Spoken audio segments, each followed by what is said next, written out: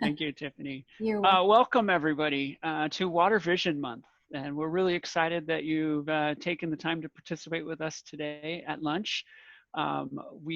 This is a huge effort that we are undergoing right now. We are updating our 30-year water supply plan, and we are really looking for public participation. And a big part of that is education. We've been working really closely with a stakeholder group who's been providing us feedback on what they believe the community is most interested in. And so we've kind of created this lunch and learn session for this week. And each day this week, we'll be covering a different topic. But we also, on our website, we also have a lot of other ways in which you can participate and be part of helping to shape Santa Barbara's water vision. So with that, I'm going to turn it over today to Dakota Corey, who's going to walk us through our presentation and talk a little bit more at the end of her presentation about how you can get involved in Water Vision Santa Barbara. Thank you. Thank you, Joshua. My name is Dakota Corey, and I'm the water supply analyst for the city of Santa Barbara. I'm also the project lead on the update to our long-term water supply plan, which we're calling Water Vision Santa Barbara. And Dakota, I wanted to just do one more bit of housekeeping throughout the presentation. If you have any questions, you will see a Q&A panel, a couple of quote bubbles. Go ahead and enter your question in there at any time, and we're going to hold that to the very end. And you're welcome to type your question in English or Spanish, and we'll address that in a few minutes. Thanks, Tiffany. So for today's presentation, I'm going to give a brief overview of each of our city's water supplies. You'll see that we actually have a very diverse water supply portfolio, and I'll explain what that means in a minute. After that, I'd like to speak a little bit about the complexity of a water supply planning effort like the one that the city is undertaking, because we do have such a diverse supply portfolio. We'll talk about some of the risks and uncertainties associated with our various water supplies, and we'll also talk about how drought plays a part in that supply planning effort. Finally, at the end of the presentation, I'll go over some of the goals of our Water Vision Santa Barbara planning effort and how your participation in these events tie into that effort. So first, we can get started with an overview of our various water supplies. You'll see in this graphic that the city has quite a few water supplies. In fact, we have one of the most diverse water supply portfolios in the state. And what I mean when I say portfolio is just the collection of the individual water supplies you see here, all of which we can tap into and use as needed to supply our city customers with water. This slide provides a comparison of our water supply portfolios from the 1980s versus today. And you'll see back in the 80s, prior to our last big drought, that we really only had three main sources. We had local water from the Santa Ynez River, from both Kachuma and Gibraltar reservoirs, and groundwater. Today, after going through two different droughts, you'll see that our water supply portfolio has been greatly diversified. And when we talk about the need for a diverse supply portfolio for the city of Santa Barbara, we like to talk about the island effect. And if you can envision Santa Barbara, in fact, I'm going to actually go back to this graphic because it helps with the visualization. And if you can, Dakota, yeah. Would you mind slowing down just a little bit? Yes, sorry, yes. Thank you. It's all good. If you can envision Santa Barbara in our location on the planet, we have the Santa Ynez Mountains to the northeast of our city, and then we have the Pacific Ocean to the southwest of our city. And so really, it's like we're sitting on a little island where we're really kind of isolated from other areas. And so some of our supply sources come from the other side of the Santa Ynez Mountains through tunnels that could potentially be affected if we had a large earthquake, say. And so really, when you start to think about Santa Barbara as an island, you can start to see why it's very important that we have a wide variety of different water supplies so that at any given time, we can tap into those supplies that best meet our needs. And if we have some sort of emergency, we have many different supplies to pull from. So I'll go ahead and skip on to the next slide. Now I'm going to give an overview of each of our individual water supplies. First is probably one that you're most familiar with. That's Lake Kachuma, which is a reservoir located on the San Ynez River. The water is held behind Bradbury Dam, which was constructed in 1953. Water is gravity fed to our Cater water treatment plant, and that's important because it makes this a pretty low cost supply. It doesn't take a lot of energy to get this water supply source to the city.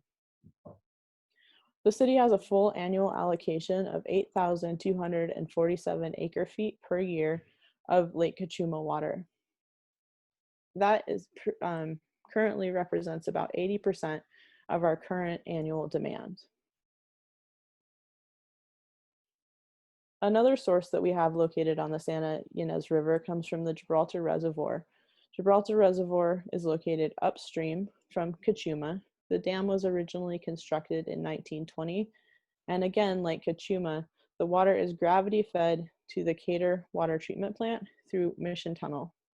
A fun fact about Mission Tunnel is that at the end of the tunnel near Laurel Reservoir, the city operates a hydroelectric plant. When we have a full Gibraltar Reservoir and we're using that water consistently through the year, the hydroelectric plant can generate 100% of the energy needed to run Cater treatment plant. The current storage capacity of Gibraltar Reservoir is about 4,500 acre feet per year, or about 45% of the current annual demand. Note that siltation in the reservoir, mainly after wildfires in the watershed, has reduced the storage capacity of Gibraltar from about 14,500 acre feet to our current supply of 4,500 acre feet. A third source of supply for the city is Mission Tunnel, and you may have not thought of a tunnel as a source of water supply before, but the 3.7-mile tunnel that travels through the San Ynez Mountains and brings water to the city from Gibraltar Reservoir has a lot of cracks and crevices that water can infiltrate through the mountains, essentially into the tunnel, and is collected. Mission Tunnel provides the city with approximately 1,200 acre feet per year, or 12% of the city's current annual demand. The tunnel was constructed in 1904 to 1911, and at the time of construction was the world's longest water conveying tunnel. Another source of supply for the city is local groundwater. The city can pull groundwater from 3 different groundwater basins. Storage Unit Number 1, which is located primarily downtown Santa Barbara. The Foothill Basin underlies the Upper State Street and Hope Ranch area of the city. And then finally, Storage Unit Number 3, which is a small basin also located downtown. The water quality of Storage Unit Number 3 is kind of poor, and so we use that water to supplement our recycled water system instead of our potable water system. The city uses groundwater conjunctively, and what that means is that it's a drought supply and we use it during times of drought. And so in wet years, when there's plenty of surface water available from the San Ynez River, we turn our wells off and we rest them, and we save that water in storage until we need it during droughts, when there's less water available from the San Ynez River. The city operates 9 production wells in our groundwater basins, and when the basins are full, they can store approximately 10,500 acre feet of groundwater. Our pumping capacity in the basin is about 3,500 acre feet per year, or 35% of the city's current supply, or current demand. Another source available to the city is the State Water Project. The city receives water from the coastal branch of the State Aqueduct, and the State Water Project water originates in Northern California. So it flows from snowmelt in the Sierras through the San Joaquin Sacramento Delta, all the way down through the coastal branch of the aqueduct into Lake Kachuma.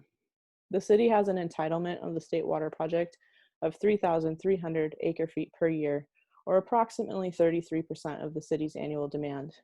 I do want to note, though, that we rarely get 100% allocation of our State Water Project water. Typically, it actually hovers around 50%. So in any given year, the city may have anywhere from 0 to 3,300 acre feet per year of State Water Project water, and typically it's around 1,500 acre feet. Dakota, we do have an attendee who has raised their hand with a quick question. Okay. Do you mind pausing really quick? Nope, that's fine. Courtney, do you want to go ahead and state your question?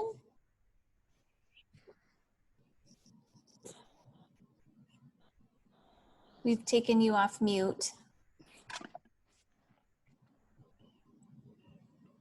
All right, I'm going to go ahead and put you back on mute. If you want to go ahead and take yourself off mute, interrupt at any time, or you can also enter your question in the Q&A. You may have raised your hand accidentally, so if that's the case, no worries. Go ahead, Dakota. Okay, thank you. As I'm sure most of you know, another source for the city is ocean desalination. The Charles E. Meyer desalination plant was reconstructed and began operating again in 2017 in the middle of our last drought. The plant currently supplies 3,125 acre-feet per year, or approximately 31% of the city's current annual demand. The city does have permits to expand the desalination plant up to 10,000 acre-feet per year. That would require additional capital construction costs to make that expansion possible. Currently, the city's policy on desalination is that it's also a drought supply like groundwater. And so what that means is that we turn it on and use it when we need additional supplies, or we're letting our supplies recover like we currently are after the last drought. However, we're reevaluating this policy in our Water Vision Santa Barbara plan to see if desal could play a more continuous role in our water supply portfolio. Electrical use is the largest environmental hurdle with ocean desalination, but fortunately the city has made a commitment to move to 100% renewable energy in the next couple of years. For commercial and industrial plants like the desalination facility, we'll have 100% renewable energy supplying the plant by 2022. Another source of water for the city is recycled water.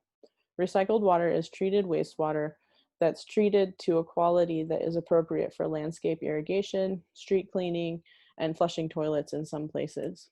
Currently, we have about 50 sites that use recycled water throughout the city, and the demand on that system is 1,000 acre-feet per year.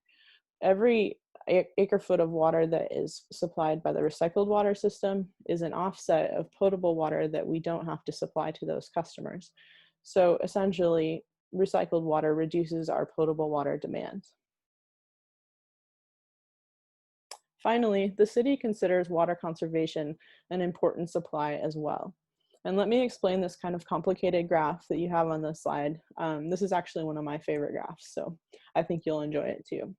You'll see on the bottom, there's a blue bar graph, and that represents precipitation in downtown Santa Barbara from 1897 to 2017. You'll also see there's some yellow shaded areas that represent drought periods during that time. Next, I want to focus your attention on the blue line that runs from the lower left-hand corner of the graph to the upper right-hand corner. That shows population growth from, I believe it's like 1903 to 2017. And you'll see that the city has had pretty steady population growth all the way up until the 90s when it kind of started to level off. And at this point, the city's really kind of built out, so we don't expect dramatic population increases in the future. There's just not very many places to build new housing.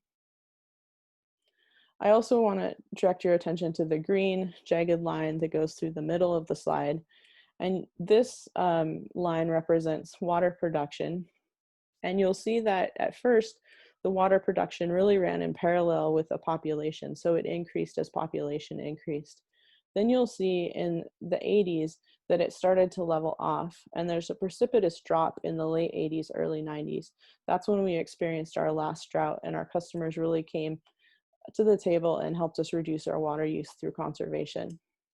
Water use increased a little bit again in the late 90s and early 2000s, and then you can see the other precipitous drop in around 2014 when we were in our last drought. Currently, our water use is about the same level that it was in the 1950s. And when you compare that with population, we have a population that's over double what it was in the 1950s. So this graph really highlights the city's commitment and our customers' commitment to making water conservation a way of life, and we've become much more efficient as time has gone on. So now that we understand each of our various water supplies, I'm going to go ahead and talk about some of the complexities that go into creating a water supply plan for the city. Back to this graphic again, you can see that, again, that we have a very diverse water supply portfolio. While that diversity is a benefit to the city for reliance and reliability of our system, it does make water supply planning more complex. Some of our supplies are inexpensive, but they become unavailable during drought periods. Some are much more reliable, but much more expensive. Each of our supplies has different environmental considerations that we need to consider as we look at using them in the future. Finally, we have the potential for additional water supply in some of these sources, but it'll require an increased capital investment to make that supply available. With the water supply plan, what we're really trying to do is balance all of these complexities and all of the benefits of these supplies to come up with an optimal plan for the next 30 years for the city's water use. This graph looks at some of the challenges and threats to some of our water supplies. And you can see that if you move from left to right on the graph, the likelihood of those threats occurring becomes higher. And if you move from the bottom of the graph to the top of the graph, the impact, how severely that threat will affect our water supply, gets greater. So if you look in the upper right-hand corner at the orange square, you see our top threats or concerns with our water supply. These include increased releases for Kachuma for environmental regulations, which would potentially reduce the amount of water supply the city has available to supply its customers. It also includes climate change and increased sedimentation in Gibraltar Reservoir, which I spoke about a little bit earlier. So these are some of the main concerns that we're considering as we're looking to plan our future water supply. Dakota, quick note that on that last slide, we do have an additional, just to remind folks that we do have an additional video on the Water Vision Month webpage that goes a little more in depth into those risks and uncertainties. Awesome, thank you. That's a great reminder. So another thing that we have to tackle when we're looking at planning the city's water supply is drought. And as those of you have known that have lived in Santa Barbara for any length of time, when it rains, and when it doesn't, it doesn't. And so we have typically wet years or dry years and not a lot in between. This bar graph compares actual data from the drought that lasted from 2014 through 2019 on the left, and then pre-drought water usage on the right from 2007 to 2013. And if we focus first on the bar graph on the right, you'll see that most of our water supplies, over 10,000 acre feet, were supplied through surface water from Gibraltar Reservoir and Lake Kachuma. And the rest was made up with a little bit of Mission Tunnel water, a little bit of water from the State Water Project, and conservation. And at this time, the desal plant hadn't been reactivated, so you don't see it on that bar graph. Now, if we look to the left, during the drought period, that water supply changes dramatically. You'll see that surface water supplies make up only maybe a little less than 3,000 acre feet per year. We relied more heavily on State Water Project water, including supplemental purchases that we made in the market on the State Water Project. Mission Tunnel water is reduced during drought because there's less water infiltrating. We did use more groundwater because that's one of our drought supplies.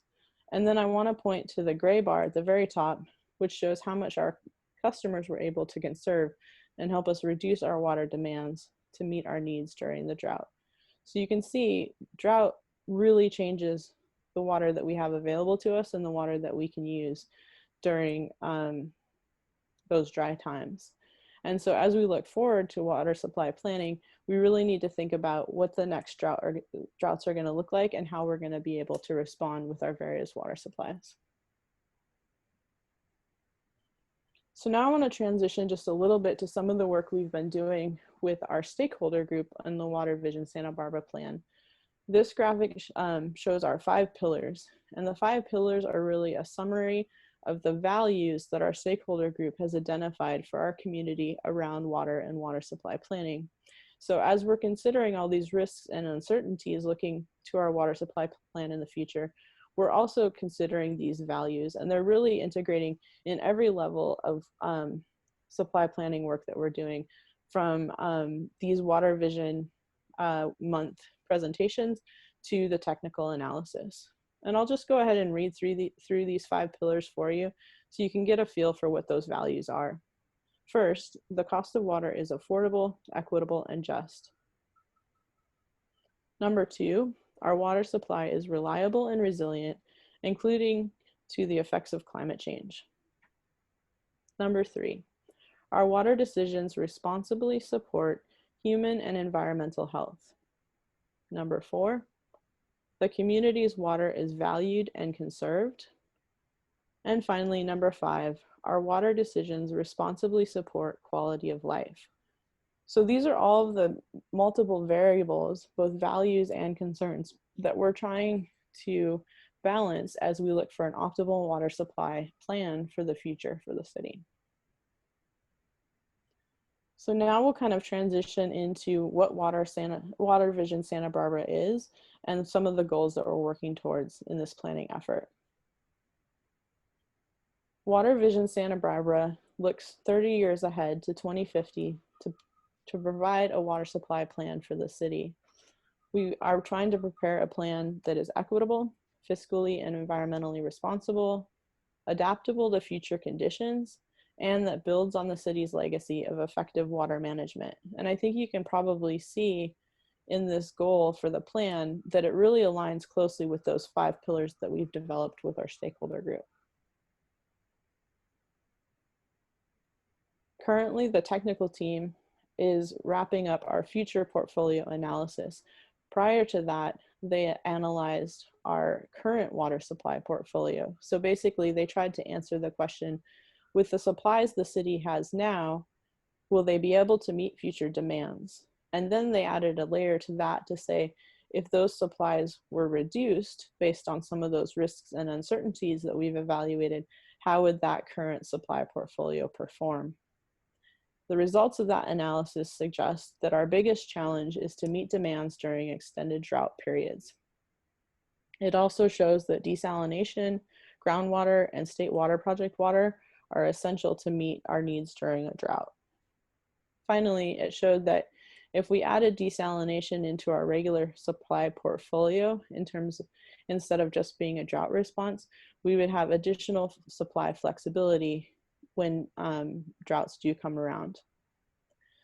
The existing portfolio analysis also provided an opportunity for the city in that in those wet years, when we have additional water supplies available to us, we have some resources that we might be able to capitalize on.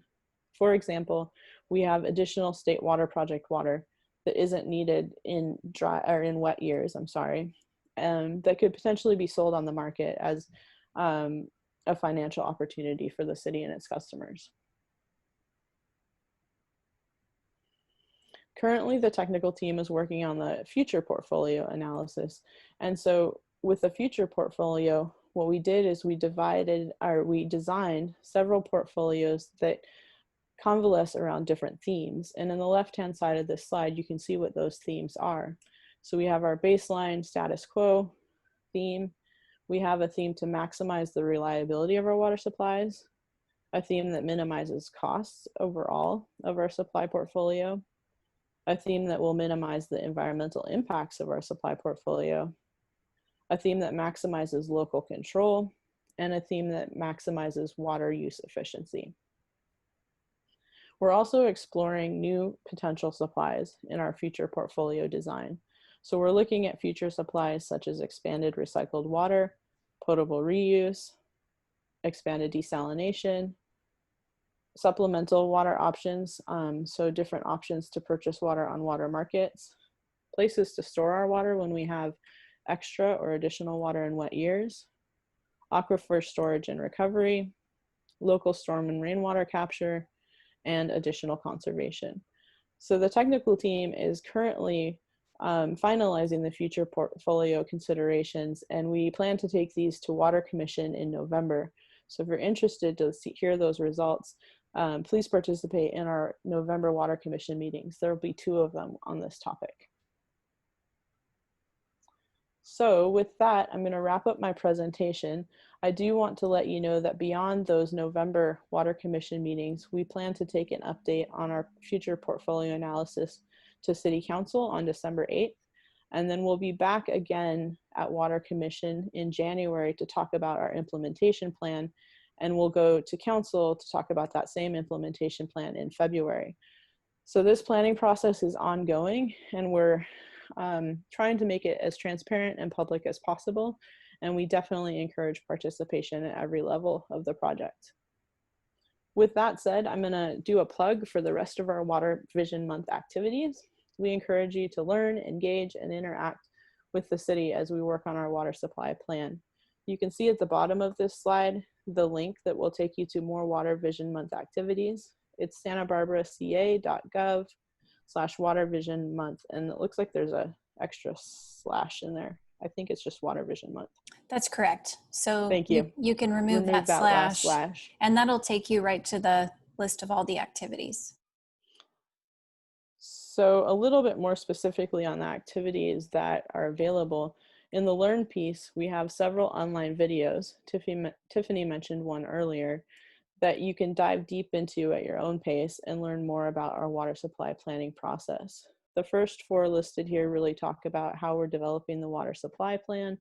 And then the last 4 listed there dive deeper into a few of our different water supplies. And just a quick note on that, Dakota, that those will be available in Spanish soon. Correct, thank you. We also encourage you to engage with us as we enter into this water supply planning process. We have a social pinpoint board, again available at the same link, the Water Vision Month link. And you can see here a screenshot of what that looks like. It's essentially like a social media platform where people can leave comments about their values around water supply, about concerns with the water supply planning effort. You can comment on other people's comments, and we're really hoping to start a community-wide conversation about the value of water to Santa Barbara and any information that you'd like to have us consider or include in our water supply plan. So please definitely go to our Water Vision Month webpage and engage on our social pinpoint site. And as far as Spanish opportunities go on the Engage board, there is on the left-hand side of that board some instructions on how to view that entire board in Spanish as well.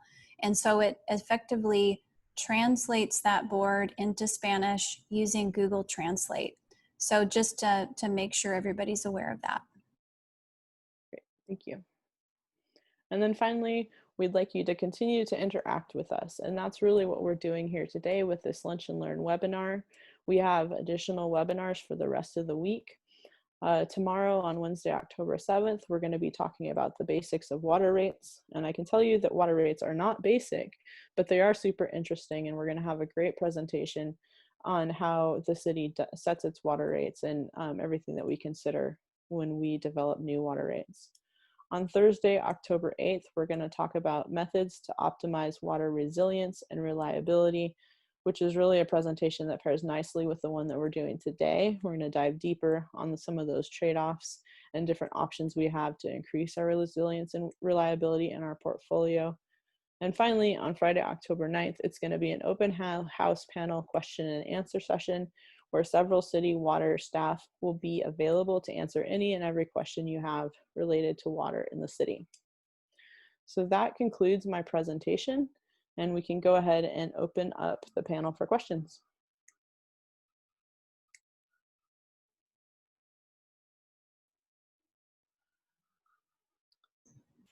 I'll go off mute.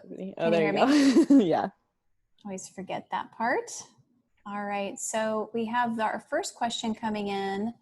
Why can't the city just remove the silt from Gibraltar Reservoir? That is a great question, and it's a question that we actually get often. So the silt in Gibraltar Reservoir is definitely a problem, and it's accumulated over hundreds of years, well, 100 years. Gibraltar Reservoir is 100 years old this year, which is pretty exciting. The problem with removing the silt from the reservoir is really has to do with both cost and environmental impact. So it's extremely expensive if you think about dredging the reservoir and then loading that sediment up onto trucks that have to travel the road up to Gibraltar, which is quite rural. And then that sediment has to be transported and disposed of somewhere. And so you can imagine the environmental impact from all of those truckloads and from the disposal, and also the cost to implement that project. And it's really just thought of as infeasible at this time. We do have some other solutions to try to offset the loss of storage that we have in Gibraltar Reservoir. One of them is a contract that we're working to obtain with the U.S. Bureau of Reclamation that will allow us to store some of the water that spills over Gibraltar and into Kachuma, in Lake Kachuma, for use by the city at a later date. And we're also exploring some engineering opportunities, like potentially the drilling of slant wells that could pull water from down below some of that sediment. And just to put some numbers to that, to remove the sediment that came into Gibraltar during the Zaka fire. You might remember the Zaka fire, I think it was a 2007-ish. We lost almost 2,000 acre feet of capacity in there to remove just the mechanical process to dig and transport the sediment that came in there was on the magnitude of between 100 and 150 million dollars just to remove the silt that came in from that one fire. And that doesn't include, we didn't at that time have a spot. We assumed somewhere in the San Ynez Valley, but the environmental impacts of actually having to find us place and spread that out, that would be an additional cost on top of that. So it's a really complicated scenario, and we get that question all the time. And I don't blame people for asking, because it seems like the simplest solution, but it unfortunately is rather complicated. Great. I just want to remind everyone, if you do have a question, you can go ahead and type it into the Q&A panel or into the chat, either one. The next question that we have, what is the status of the Montecito cost sharing with the desalination plant? That's another great question. So you've probably heard, if you're following City Council or Water Commission, that the city has been working to negotiate a water supply agreement with Montecito Water District for a portion of water produced at the desalination plant. The way the agreement is written, the city can actually use any of its water supplies to supply Montecito Water District, but it's spurred on by additional water available through the desalination plant. And that agreement has been signed by both Montecito Water District and the city of Santa Barbara. So we're moving forward to implement that water supply agreement, and we anticipate supplying Montecito Water District with 1,430 acre feet of water beginning in January 2022. Thank you, Dakota. Next question, can the city increase the groundwater supplies to the 9 production wells and / basins with artificial recharge methods? That's another great question, and that's actually something that the city is working on currently. There's a few different options. If we have wet year water in Lake Kachuma, we could potentially inject that water into our groundwater basins when there's extra space. So like right now, when we've come out of the drought, our groundwater levels are pretty low in the basins, and there's definitely room for some storage in there. We're working with the Regional Water Quality Control Board to permit a pilot program that would allow us to inject water into the groundwater basins for storage and use at a later time. Great. And just a reminder, as we dig into the Q&A, we naturally start talking faster. Yes. So I'm seeing Carlos asking us to slow down just a hair. So the next question, why did you turn off the first desalination plant that you originally built in the 90s? That's another good question that we hear often. And the short answer is it rained. And the additional desalination supply wasn't needed anymore because we had plenty of surface water available to us again.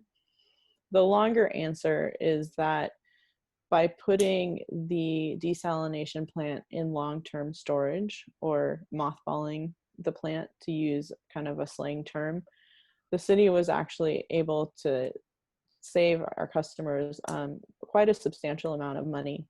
And over time, we didn't need the desalination plant until the most recent drought. And once that most recent drought came about, technology had advanced so much that the city had made a very good decision by shutting down the plant in the last drought. What it allowed us to do was save money for our customers and then restart the plant with the latest technology, which is both more energy efficient and more efficient in general. I would add that the original plant that was built was a partnership between the Goleta Water District and the Montecito Water District. So that also added to some of the complexities. The initial plant was 7,500 acre feet a year, so it was a much larger facility. And our partners were not interested in continuing on. So that also changed some of the pricing dynamics for the city as well, and kind of changed the situation. Whereas this time around, I think the price that we now have to operate the plant is much more in line with some of our other water supplies, and not an extensive outlier as it may have been before, when water was cheaper. The next question, do our groundwater basins overlap with the Goleta Water District?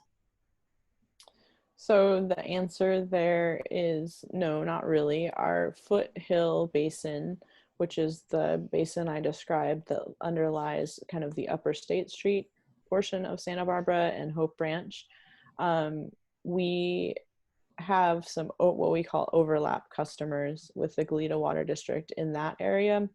And what we mean by overlap customers is sometimes those customers, city customers, are supplied by Goleta, or Goleta customers are supplied by the city. And then we basically do a true up at the end of the year to make sure that everybody's supplies are fair.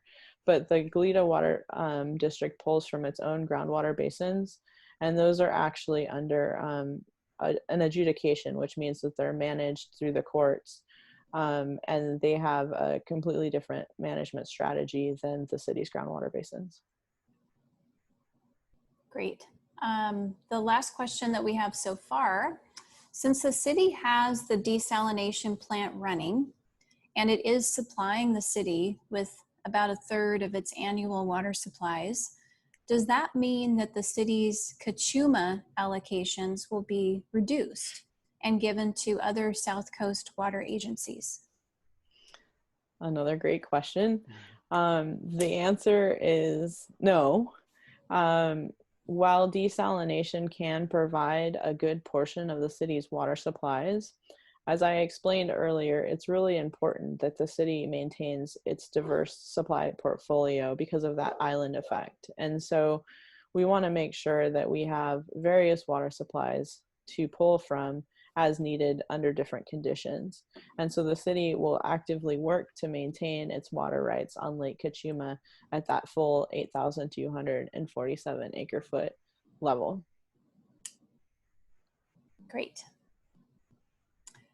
I thought we'd wait just a couple more minutes to see if there are any other questions that trickle in.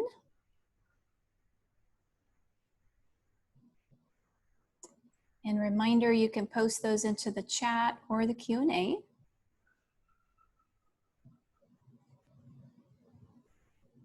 Any other announcements while we're waiting for those last questions? Just continue to engage with us for Water Vision Month. We really value your voices and your opinions, and we're working really hard to integrate community values and opinions into this planning effort. Great. We do have just a quick thank you from an attendee. So I think we're ready to wrap up. So Dakota, do you want to close us out? Yeah, again, just thank you for participating today. This is exciting to be able to interact on this level, and we hope to see more of you in the next couple of days and throughout Water Vision Month.